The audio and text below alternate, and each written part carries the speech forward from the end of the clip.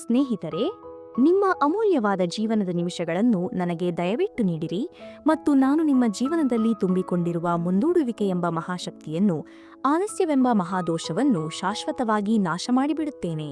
ಇವತ್ತಿನ ಈ ಪ್ರೇರಣಾ ವಿಡಿಯೋವನ್ನು ನೀವು ಸಂಪೂರ್ಣವಾಗಿ ವೀಕ್ಷಿಸಿದ ನಂತರ ನೀವು ಎಂದಿಗೂ, ಅಂದರೆ ನಿಮ್ಮ ಜೀವನದ ಯಾವುದೇ ಹಂತದಲ್ಲೂ ನಾನು ಇದನ್ನು ನಾಳೆ ಮಾಡುತ್ತೇನೆ ಎಂಬ ಆಲಸ್ಯದ ಭಯಾನಕ ಮಾತನ್ನು ಹೇಳುವ ಧೈರ್ಯವನ್ನು ಮಾಡುವಿರಿ ಎಂದು ನಾನು ಊಹಿಸುವುದಿಲ್ಲ. ಈ ಭರವಸೆಯ ಮೇಲೆ ನೀವು ವಿಶ್ವಾಸ ಇಡಬಹುದು. ನಿಮ್ಮ ಅರ್ಧದಷ್ಟು ಜೀವನವು ಈಗಾಗಲೇ ಸವೆದು ಹೋಗಿದೆ. ನಿಮ್ಮ ಅರ್ಧ ಜೀವಮಾನವು ಮುಗಿದು ಹೋಗಿದೆ ಎಂಬುದನ್ನು ನೀವು ಈಗಲೇ ಈ ಕ್ಷಣವೇ ಅರಿತುಕೊಳ್ಳಬೇಕು. ಈ ವಿಡಿಯೋದ ಅಂತ್ಯದ ವೇಳೆಗೆ, ವಿಡಿಯೋ ಕೊನೆಯಾಗುವ ಆ ನಿರ್ಣಾಯಕ ನಿಮಿಷದ ಹೊತ್ತಿಗೆ, ನಾನು ನಿಮ್ಮ ಆಂತರ್ಯದಲ್ಲಿ, ನಿಮ್ಮ ಉಪಪ್ರಜ್ಞೆ ಮನಸ್ಸಿನ ತಳಪಾಯದವರೆಗೆ 2025ನೇ ವರ್ಷವೇ ನಿಮ್ಮ ಜೀವಮಾನದ ಕೊನೆಯ ವರ್ಷ ಎಂಬ ತೀವ್ರವಾದ ಭಾವನೆಯನ್ನು ಮೂಡಿಸಿ ಅದನ್ನು ನಿಮ್ಮಿಂದ ಸಂಪೂರ್ಣವಾಗಿ ಅನುಭವಿಸುವಂತೆ ಮಾಡುತ್ತೇನೆ. ಇದರ ನಂತರ ಕೇವಲ ಮರಣವಿದೆ, ಕೇವಲ ಅಂತ್ಯವಿದೆ ಎಂಬ ಕಠಿಣ ಸತ್ಯವನ್ನು ನಿಮ್ಮ ಮುಂದೆ ತೆರೆದಿಡುತ್ತೇನೆ. ಈ ವಿಡಿಯೋ ಸ್ವಲ್ಪ ಗಾಢವಾಗಿದೆ, ಕತ್ತಲಾಗಿದೆ, ಏಕೆಂದರೆ ನಾವು ಮರಣದ ಬಗ್ಗೆ, ಸಾವಿನ ಬಗ್ಗೆ ಅತ್ಯಂತ ನೇರವಾಗಿ, ಯಾವುದೇ ಮುಲಾಜಿಲ್ಲದೆ ಮಾತನಾಡಲಿದ್ದೇವೆ. ಈ ಕಠಿಣ ಸತ್ಯವನ್ನು ಅರಿತುಕೊಳ್ಳುವ ಮೂಲಕ ನಾವು ನಿಮ್ಮ ಯಶಸ್ಸನ್ನು, ನಿಮ್ಮ ಗುರಿಗಳನ್ನು ಕೇವಲ ಒಂದು ಕನಸಿನಿಂದ ಹೊರತಂದು ಅದನ್ನು ತಕ್ಷಣದ ತುರ್ತು ಪರಿಸ್ಥಿತಿಯನ್ನಾಗಿ ಪರಿವರ್ತಿಸುತ್ತೇವೆ. ಇದು ಜೀವನದ ಒಂದು ಅನಿವಾರ್ಯ ಅಗತ್ಯ ಎಂದು ನಿಮಗೆ ಮನವರಿಕೆ ಮಾಡಿಸುತ್ತೇವೆ. ಒಂದು ವೇಳೆ ನೀವು 16 ವರ್ಷದಿಂದ ಹಿಡಿದು 26 ವರ್ಷದ ನಡುವಿನ ವಯಸ್ಸಿನ ಯುವಕರಾಗಿದ್ದರೆ, ನಿಮ್ಮ ಈ ಅಮೂಲ್ಯವಾದ ಸಮಯವನ್ನು, ಈ ವಿಡಿಯೋವನ್ನು ನೀವು ಯಾವುದೇ ಕಾರಣಕ್ಕೂ ಕಳೆದುಕೊಳ್ಳಬಾರದು. ಇದೊಂದು ತಪ್ಪಿಸದಿರಬೇಕಾದ ಅನಿವಾರ್ಯವಾದ ಸಂದೇಶವಾಗಿದೆ. ಪ್ರತಿ ವರ್ಷವೂ ವಿಜಯ ಸ್ಫೂರ್ತಿ ಚಾನೆಲ್ನಲ್ಲಿ ಇದೇ ರೀತಿಯ ಒಂದು ಮಹತ್ವದ ಪ್ರೇರಣಾ ವಿಡಿಯೋ ಬರುತ್ತಲೇ ಇರುತ್ತದೆ ಮತ್ತು ಅದರ ಮುಖ್ಯ ಉದ್ದೇಶ ಏನೆಂದರೆ ಆ ವಿಡಿಯೋವನ್ನು ಅತ್ಯಂತ ವೇಗವಾಗಿ ಹರಡಬೇಕು, ಅಂದರೆ ವೈರಲ್ ಮಾಡಬೇಕು ಮತ್ತು ಅದು ಸಾಧ್ಯವಾದಷ್ಟು ಹೆಚ್ಚಿನ ಜನರ ಆತ್ಮಕ್ಕೆ, ಜೀವನಕ್ಕೆ ತಲುಪಬೇಕು. ಆದರೆ ಈ ಬಾರಿ ಈ ನಿರ್ದಿಷ್ಟ ವಿಡಿಯೋಗೆ ನಾನು ನನ್ನನ್ನು ತಡೆಯಲು ಸಾಧ್ಯವಾಗಲಿಲ್ಲ. ನಾನು ಈ ವಿಡಿಯೋದ ಆಳಕ್ಕೆ ಇಳಿಯಲು, ಅದಕ್ಕೆ ಸಾಧ್ಯವಾದಷ್ಟು ಹೆಚ್ಚಿನ ಗಾಂಭೀರ್ಯತೆಯನ್ನು, ಹೆಚ್ಚಿನ ಪ್ರಾಮಾಣಿಕತೆಯನ್ನು, ಹೆಚ್ಚಿನ ತೀವ್ರತೆಯನ್ನು ಸೇರಿಸಲು ನಾನು ಉತ್ಸುಕನಾಗಿದ್ದೆ, ಸಿದ್ಧನಾಗಿದ್ದೆ. ನನಗೆ ಚೆನ್ನಾಗಿ ತಿಳಿದಿದೆ, ಕೆಲವರು ಈ ವಿಡಿಯೋವನ್ನು ಅರ್ಧಕ್ಕೆ ಬಿಟ್ಟು ಹೋಗುತ್ತಾರೆ. ಬಹುಶಃ ಅವರು ಈ ಕಠಿಣ ಸತ್ಯವನ್ನು, ಈ ಡಾರ್ಕ್ ವಿಷಯವನ್ನು ಎದುರಿಸಲು ಸಿದ್ಧರಿಲ್ಲದಿರಬಹುದು. ಆದರೆ ನಿಮ್ಮಲ್ಲಿ ಕೆಲವರು ತಮ್ಮ ಗಮನವನ್ನು ಕೇಂದ್ರೀಕರಿಸಲು, ತಮ್ಮ ಬದುಕನ್ನು ಬದಲಾಯಿಸುವ ಈ ಕಠಿಣ ಮಾತುಗಳನ್ನು ಕೇಳಲು ಸಂಪೂರ್ಣವಾಗಿ ಸಿದ್ಧರಾಗಿದ್ದರೆ, ನಿಮ್ಮ ಜೀವನದಲ್ಲಿ ಮಹತ್ತರ ಬದಲಾವಣೆಯನ್ನು ತರಲು ಸಿದ್ಧರಾಗಿದ್ದರೆ, ಸಂದೇಶವನ್ನು ಅದರ ಪೂರ್ಣ ತೀವ್ರತೆಯಲ್ಲಿ ತಲುಪಿಸಲು ಬಯಸುತ್ತೇನೆ. ನಮ್ಮ ಈ ಪ್ರೇರಣಾ ಸಂದೇಶದ ಮುಖ್ಯ ಉದ್ದೇಶ, ನನ್ನ ಮಾತುಗಳ ಆಳ, ಅದರ ಗಾಂಭೀರ್ಯತೆ, ಅದರ ತೀವ್ರತೆ ನಿಮ್ಮಿಂದ ಯಾವುದೇ ಕಾರಣಕ್ಕೂ ತಪ್ಪಿ ಹೋಗಬಾರದು, ಮಿಸ್ ಆಗಬಾರದು. ನಮಸ್ಕಾರ ಸ್ನೇಹಿತರೆ, ವಿಜಯ ಸ್ಫೂರ್ತಿ ಚಾನೆಲ್ಗೆ ನಿಮ್ಮೆಲ್ಲರಿಗೂ ಆತ್ಮೀಯ ಸ್ವಾಗತ. ಇಲ್ಲಿ ನಾವು ನಿಮ್ಮ ಬದುಕಿಗೆ ಪ್ರೇರಣೆಯನ್ನು ನೀಡುವ, ನಿಮ್ಮ ಚಿಂತನೆಗಳನ್ನು ಬದಲಾಯಿಸುವ ಮತ್ತು ನಿಮ್ಮ ಕನಸುಗಳನ್ನು ಸಾಕಾರಗೊಳಿಸುವ ದಾರಿಯನ್ನು ಬೆಳಗುವ ಸಂದೇಶಗಳನ್ನು ಹಂಚಿಕೊಳ್ಳುತ್ತೇವೆ. ನೀವು ಈ ಚಾನೆಲ್ಗೆ ಹೊಸದಾಗಿದ್ದರೆ ದಯವಿಟ್ಟು ಸಬ್ಸ್ಕ್ರೈಬ್ ಮಾಡಿ ಮತ್ತು ಮುಂದಿನ ಪ್ರೇರಣಾದಾಯಕ ವಿಡಿಯೋ ಅಪ್ಲೋಡ್ ಆದ ತಕ್ಷಣ ತಿಳಿಯಲು ಬೆಲ್ ಐಕನ್ ಒತ್ತಿ. ಅನುಭವದ ಸಾರ, ದಿ ಎಸೆನ್ಸ್ ಆಫ್ ಎಕ್ಸ್ಪೀರಿಯನ್ಸ್. ಈಗ ನೀವು ನೋಡುತ್ತಿರುವ ಈ ವಿಡಿಯೋ ನನ್ನ 2ನೇ ಕಾರ್ಯಾಗಾರ, ಅಂದರೆ 2ನೇ ಸೆಮಿನಾರ್ನ ವಿಷಯವಾಗಿದೆ. ಆದರೆ ನನ್ನ ಕೆಲಸದ ಒತ್ತಡ ಮತ್ತು ಬಿಡುವಿಲ್ಲದ ವೇಳಾಪಟ್ಟಿಯ ಕಾರಣದಿಂದಾಗಿ ಮತ್ತೊಂದು ದೊಡ್ಡ ಸೆಮಿನಾರ್ ಅನ್ನು ಯೋಜಿಸಲು ನನಗೆ ಸಾಧ್ಯವಾಗಲಿಲ್ಲ. ಹಾಗಾಗಿ ನನಗೆ ಅನ್ನಿಸಿತು, ಈಗ 2025ನೇ ವರ್ಷಕ್ಕೆ ಕೇವಲ ಬಹಳ ಕಡಿಮೆ ತಿಂಗಳುಗಳು ಉಳಿದಿವೆ. ಸಮಯ ವೇಗವಾಗಿ ಓಡುತ್ತಿದೆ. ಹಾಗಾಗಿ ನಾನು ಈ ವಿಷಯವನ್ನು ಒಂದು ಆಡಿಯೋ ರೂಪದಲ್ಲಿಯೇ ಧ್ವನಿಮುದ್ರಣ ಮಾಡಿದ್ದೇನೆ. ನಾನು ಈಗ ಹೇಳಲಿರುವ ಮಾತುಗಳನ್ನು ದಯವಿಟ್ಟು ನಿಮ್ಮ ಮನಸ್ಸಿನಲ್ಲಿ ಗಟ್ಟಿಯಾಗಿ ಕೆತ್ತಿಟ್ಟುಕೊಳ್ಳಿ. ನಾನು ಈಗ ನಿಮಗೆ ಹೇಳಲಿರುವ ಈ ಮಾತುಗಳು, ಈ ಪ್ರೇರಣಾ ಭಾಷಣವು ಇದೀಗ ನಿಮ್ಮ ಜೀವನವನ್ನು ಸಂಪೂರ್ಣವಾಗಿ ಒಂದು ಹೊಸ ವ್ಯಕ್ತಿಯನ್ನಾಗಿ ಸೃಷ್ಟಿಸುತ್ತದೆ, ನಿಮ್ಮನ್ನು ಹೊಸ ಮನುಷ್ಯರನ್ನಾಗಿ ಪರಿವರ್ತಿಸುತ್ತದೆ. ಈ ಭಾಷಣದ ಪ್ರತಿ ಮಾತನ್ನು ನಾನು ಬರೆಯುವಾಗ, ಆಲೋಚಿಸುವಾಗ ಮತ್ತು ಇದೀಗ ಅದನ್ನು ನಿಮಗೆ ಧ್ವನಿಮುದ್ರಣ ಮಾಡುವಾಗ ನನ್ನ ದೇಹದಲ್ಲಿನ ಪ್ರತಿ ಕೂದಲು ಎದ್ದು ನಿಂತಿದ್ದವು. ನನಗೆ ಪ್ರತಿ ಕ್ಷಣವೂ ರೋಮಾಂಚನವಾಗುತ್ತಿತ್ತು. ನೀವು ಇದನ್ನು ಕೇಳಿದರೆ ಅಚ್ಚರಿಪಡಬಹುದು. ಈ ಸ್ಪೀಚ್ ಅನ್ನು ನನಗೆ ದೊಡ್ಡ ಸೆಮಿನಾರ್ ಮಾಡಿ ಕೇವಲ ಹೀಗೆಯೇ ರೆಕಾರ್ಡ್ ಮಾಡಿ ಹಾಕಿದ್ದಕ್ಕೆ ನಾನು ನನ್ನನ್ನು ಎಂದಿಗೂ ಕ್ಷಮಿಸಿಕೊಳ್ಳಲು ಸಾಧ್ಯವಾಗುತ್ತಿರಲಿಲ್ಲ ಎಂದು ನೀವು ಹೇಳಬಹುದು, ಏಕೆಂದರೆ ಈ ವಿಷಯದ ಆಳ ಅಷ್ಟು ತೀವ್ರವಾಗಿದೆ. ಈ ಮಹತ್ವದ ಸ್ಪೀಚ್ ಅನ್ನು ಬರೆಯಲು, ಈ ಎಲ್ಲ ವಿಚಾರಗಳನ್ನು ಒಂದೆಡೆ ಸೇರಿಸಲು ನನಗೆ ಬರೋಬ್ಬರಿ 8 ವರ್ಷಗಳು ತಗುಲಿವೆ. ಬರೋಬ್ಬರಿ 8 ವರ್ಷಗಳ ಕಾಲ ನಾನು ಈ ವಿಷಯಗಳ ಮೇಲೆ ಕೆಲಸ ಮಾಡಿದ್ದೇನೆ, ಅಧ್ಯಯನ ಮಾಡಿದ್ದೇನೆ. ನೀವು ಆಶ್ಚರ್ಯದಿಂದ ಕೇಳಬಹುದು, 8 ವರ್ಷಗಳು ಹೇಗೆ ಸಾಧ್ಯವಾಯಿತು? ಇಷ್ಟು ಆಳವಾದ ವಿಷಯವನ್ನು ಹೇಗೆ ಸಂಗ್ರಹಿಸಿದೆ ಎಂದು. ನಾನು ನಿಮಗೆ ವಿವರಿಸುತ್ತೇನೆ. ಎಷ್ಟು ಪುಸ್ತಕಗಳನ್ನು ಓದಿದ್ದೇನೆ. ಈ 8 ವರ್ಷಗಳ ಅವಧಿಯಲ್ಲಿ ನಾನು ವೀಕ್ಷಿಸಿದ ಎಲ್ಲಾ ಚಲನಚಿತ್ರಗಳು, ಸಾಕ್ಷ್ಯಚಿತ್ರಗಳು ಅಂದರೆ ಡಾಕ್ಯುಮೆಂಟರಿಗಳು. ಜೊತೆಗೆ ನಾನು ಪ್ರಪಂಚದಾದ್ಯಂತ ಇರುವ 1% ಶೇಕಡ 1 ಟಾಪ್ ಲೀಡರ್ಸ್ಗಳ ಬಗ್ಗೆ ಓದಿದ್ದೇನೆ. ಅವರ ಜೀವನ ಶೈಲಿಯನ್ನು ಅರಿತಿದ್ದೇನೆ. ಅವರ ಅಭ್ಯಾಸಗಳ ಬಗ್ಗೆ ತಿಳಿದಿದ್ದೇನೆ. ಶ್ರೇಷ್ಠ ವಿಜ್ಞಾನಿಗಳ ಬಗ್ಗೆ ಅಧ್ಯಯನ ಮಾಡಿದ್ದೇನೆ. ಅವರ ಮನಸ್ಥಿತಿಯನ್ನು ಆಳವಾಗಿ ಅರ್ಥಮಾಡಿಕೊಂಡಿದ್ದೇನೆ. ಮತ್ತು ನಾನು ಈ 8 ವರ್ಷಗಳಲ್ಲಿ ಎಷ್ಟು ಜನರನ್ನು ಭೇಟಿಯಾಗಿದ್ದೇನೆ. ಅವರೆಲ್ಲರನ್ನೂ ಬಹಳ ಸೂಕ್ಷ್ಮವಾಗಿ ಗಮನಿಸಿದ ನಂತರ ನನಗೆ ಕೆಲವು ಸಾಮಾನ್ಯ ಮಾದರಿಗಳು, ಕಾಮನ್ ಪ್ಯಾಟರ್ನ್ಸ್ ಗೋಚರಿಸಿದವು. ಈಗಿನ ಈ ವಿಡಿಯೋದ ಮುಖ್ಯ ವಿಷಯಗಳು ಈ ಸಾಮಾನ್ಯ ಮಾದರಿಗಳೇ ಆಗಿವೆ. ಇವು ನನ್ನ 8 ವರ್ಷಗಳ ಅನುಭವದ ಜ್ಞಾನದ ಸಂಪೂರ್ಣ ಸಾರ ಮತ್ತು ರಸವಾಗಿದೆ. ನಿಮ್ಮ ಮುಂದಿರುವ ಈ ಜ್ಞಾನವು ಸಾವಿರಾರು ಗಂಟೆಗಳ ಪರಿಶ್ರಮದ ಫಲ. ಸಾವಿನ ತುರ್ತುಭಾವನೆ, ದಿ ಅರ್ಜೆನ್ಸಿ ಆಫ್ ಡೆತ್. ನಾವು ಮನುಷ್ಯರೆಲ್ಲರೂ ಈ ಜಗತ್ತನ್ನು, ನಮ್ಮ ಸುತ್ತಲಿನ ಪರಿಸರವನ್ನು ಅತ್ಯಂತ ಸೂಕ್ಷ್ಮವಾಗಿ ಗಮನಿಸುತ್ತಿರುವಾಗ ನಮ್ಮ ಅರಿವಿಗೆ ಬಾರದೆಯೇ ಕೆಲವು ವಿಚಾರಗಳು, ಕೆಲವು ವಿಷಯಗಳು ಸಾರಾಂಶದ ರೂಪದಲ್ಲಿ ವಿಷಯವಸ್ತುವಿನಂತೆ, ಕಂಟೆಂಟ್ನಂತೆ ನಮ್ಮೊಳಗೆ ನುಸುಳುತ್ತಲೇ ಇರುತ್ತವೆ. ಒಂದು ದಿನ ಆ ವಿಚಾರಗಳು, ಆ ಸಂಗ್ರಹವಾದ ಜ್ಞಾನವು ಏಕಾಏಕಿ ಒಂದು ದೊಡ್ಡ ಸ್ಫೋಟದಂತೆ ಹೊರಬರುತ್ತವೆ. ಇಂದು ಈ ವಿಡಿಯೋದಲ್ಲಿ 8 ವರ್ಷಗಳಲ್ಲಿ ನಾನು ನೀಡಿದ ಆ ಸಾವಿರಾರು ಗಂಟೆಗಳ ಶ್ರಮವು, ಆ ಎಲ್ಲ ಸಮಯವೂ, ಆ ಎಲ್ಲ ಗಂಟೆಗಳ ಪ್ರಯತ್ನವು ನಿಮ್ಮ ಮುಂದೆ ಒಂದು ಮಹಾಸ್ಫೋಟವಾಗಿ ಗೋಚರಿಸಲಿದೆ.